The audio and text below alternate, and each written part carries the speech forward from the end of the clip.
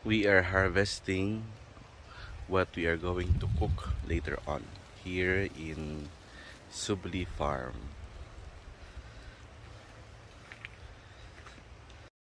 Our breakfast here in Subli, pizza.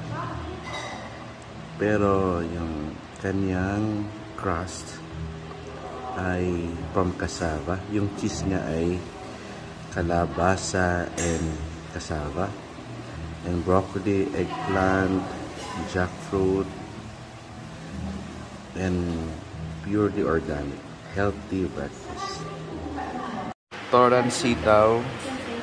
May curry leaves, sitaw, tapos mustard seed, uradal, then coconut. Tapos kaya siya green na green because of the turmeric. Indian way of cooking. To brighten the green, put turmeric. Onion, ginger. Ayun yung recipe. No, I don't do this without covering. Tapos pag nag-boil na, 10 minutes. Again, mix. Ang dami na rin akong gusto gawing TikTok. Mix it. There, the bottom here is halfway done. Protein. Protein. Spell protein. Protein, hindi dessert. Okay. And then Tofu meal. So we put virgin coconut oil, then laksa paste, ginger, turmeric, etc.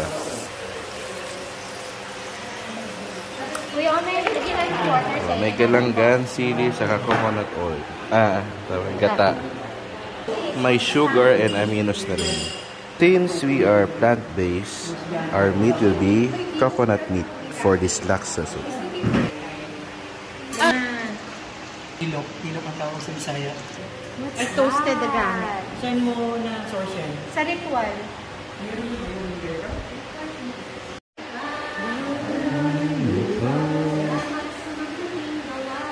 Salamat sa mabuting gawa.